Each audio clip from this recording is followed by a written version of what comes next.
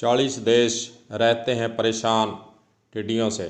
40 देशों के किसानों की नींद हराम कर रखी है टिड्डियों ने। किसानों के ऊपर टिड्डियों की मार का खतरा अभी टला नहीं है। सर्वप्रथम आप सभी से निवेदन है कि कलम न्यूज़ को सब्सक्राइब करें, शेयर करें और लाइक भी करें। खबरें यह है कि अफ्रीका देशों में टिड्डियों की पौध ज़मीन के अंदर तैयार हो रही है। जुलाई अगस्त माह में टिड्डियों का दोबारा हमला राजस्थान में हो सकता है। आपको याद करवाना चाहेंगे कि कलम न्यूज़ के द्वारा मई 2020 में राजस्थान में आई टिड्डियों के बारे में 3 माह पूर्व पहले भी वीडियो के माध्यम से बता दिया था कि मई माह में टिड्डियां राजस्थान में पाकिस्तान के जरिए प्रवेश करेंगी और किसानों की फसलों को खराब करेंगी।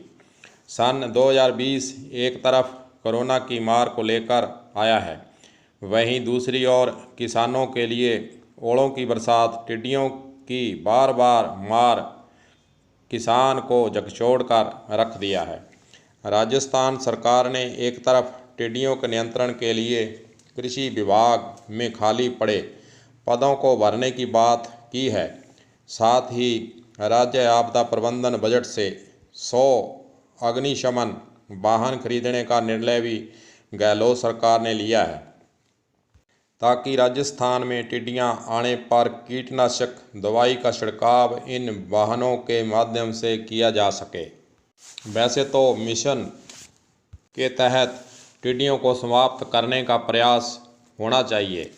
वैसे आपको बता दें कि विश्व स्तर पर टिड्डियों पर नियंत्रण करने के लिए यूएनओ FAO संगठन भी बना हुआ है तथा इस संगठन में भारत की सदस्यता भी है।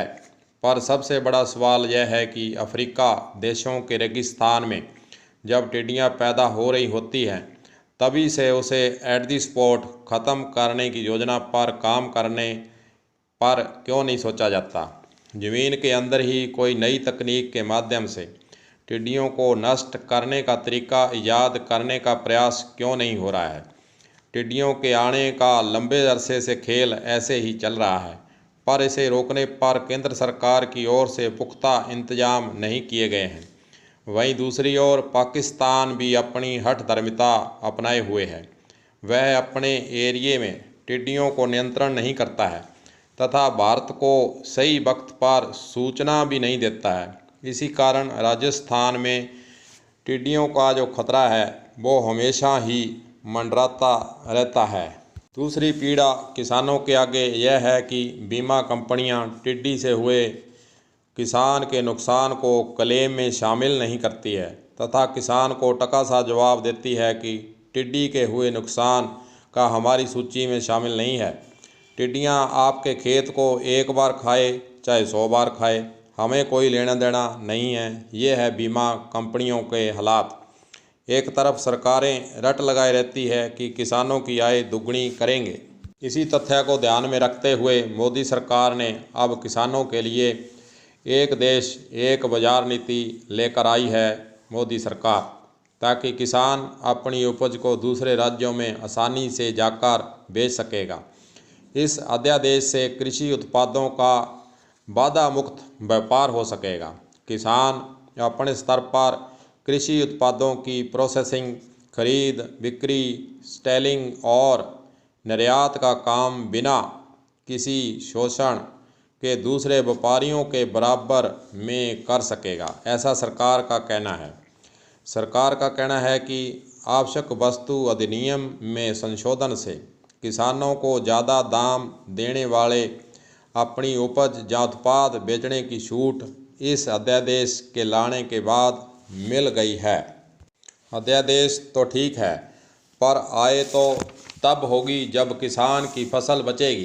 किसान हमेशा समस्याओं से घिरा रहता है, कभी अकाल, कभी बाढ़, पानी का कम मिलना, ओले पड़ जाना, फसलों में बीमारी लग जाना, फसलों को टिड्डियों के द्वारा चट कर जाना। ऐसे कई उदाहरण हैं जिससे किसान परेशान है। परंतु सरकारें कुछ भी कहें, पर जब तक किसान अलग अलग धड़ों को छोड़कर एक मंच पर इकट्ठा नहीं होगा, तब तक किसान को ऐसे ही मार सहन करनी पड़ सकती है। जिस दिन किसान एक मंच पर आ जाएगा, तभी सरकारें किसान के हित की ओर सही अर्थों में कदम उठाने पर मजबूर होगी। कलम न्यूज़ के लिए गुरदेव सिंह सैनी, हनुमानगढ़।